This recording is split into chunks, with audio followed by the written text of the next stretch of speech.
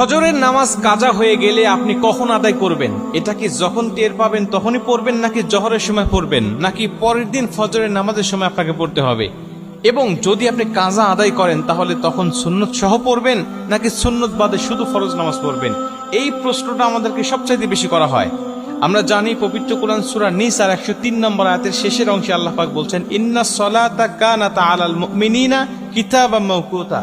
আমি আল্লাহ তোমাদেরকে নির্দিষ্ট সময়েই নামাজকে ফরজ করেছি। নামাজ নির্দিষ্ট সময়ে ফরজ, কিন্তু আপনি নির্দিষ্ট সময় যদি না পড়তে পারেন কোনো জরুরতের ক্ষেত্রে, তাহলে আপনি কি করবেন? যেমন আমরা জানি ফজরের নামাজটা কখন পড়তে হয়?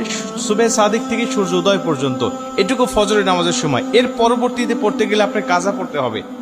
আমরা জানি নবীজি সাল্লাল্লাহু আলাইহি ওয়াসাল্লাম বলেছেন, তিনটা সময়ে নামাজ পড়া আল্লাহ পাক হারাম করে দিয়েছেন। 1 নম্বরে সূর্য উদয়ের সময়, 2 নম্বরে সূর্য যখন একেবারে ঠিক মাথার উপরে থাকে, হেলে যতক্ষণ না যায়, এবং 3 নম্বরে সূর্য অস্ত যাওয়ার সময়। এই 3টা সময় নামাজ পড়া যায় না। এবং রাসূল সাল্লাল্লাহু আলাইহি ওয়াসাল্লাম বলে দিয়েছেন যে যদি ঘুমের কারণে অথবা যে কোনো বেখিয়ালি হয়ে যদি নামাজটা তোমার ছুটে যায়, নামাজটা যদি জাস্ট টাইমে না পড়তে পারো, তাহলে যখন তোমার স্মরণ হবে ঠিক তখনই তুমি নামাজটা আদায় করে নেবে। তোমার ফজরের নামাজ কাজা হয়ে গেছে, তুমি ঘুমের কারণে টের পাও নাই, 8টা বেজে গেছে, 9টা বেজে গেছে, এখন তুমি জোহরের নামাজের জন্য অপেক্ষা করবে না। জোহরের নামাজের জন্য অপেক্ষা নয়, তুমি তখনই উঠে তুমি নামাজটা আদায় করে নেবে। এখন তুমি নামাজটা কিভাবে পড়বে? 2 রাকাত সুন্নত সহ নাকি শুধু ফরজ পড়বে? রাসূল সাল্লাল্লাহু আলাইহি ওয়াসাল্লাম বলেন, ফজরের নামাজের 2 রাকাত সুন্নতের গুরুত্ব কত বেশি জানো? আম্মা জানা আয়েশা বলেন যে সমস্ত দুনিয়া এবং দুনিয়ার মধ্যে যা কিছু আছে সবকিছুর থেকে ফজরের নামাজের 2 রাকাত সুন্নতের দাম আল্লাহ পাকের কাছে অনেক অনেক বেশি। এবং নবীজি অন্য একটা হাদিসের মধ্যে বলেন যে তোমাদের ঘোড়া যদি ছুটেও যায়, তোমাদের ঘোড়া যদি চলেও যায়, তারপরেও তোমরা 2 রাকাত নামাজ ছেড়ে দিও না, এই 2 রাকাত সুন্নত নামাজটা তোমরা আদায় করবে। এই হাদিস থেকে বোঝা যায় ফজরের নামাজের গুরুত্ব অনেক অনেক বেশি।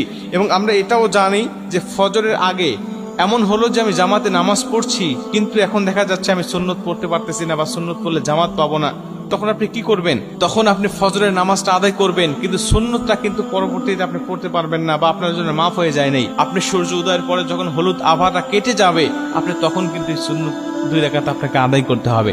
তার মানে এটার গুরুত্ব অনেক বেশি।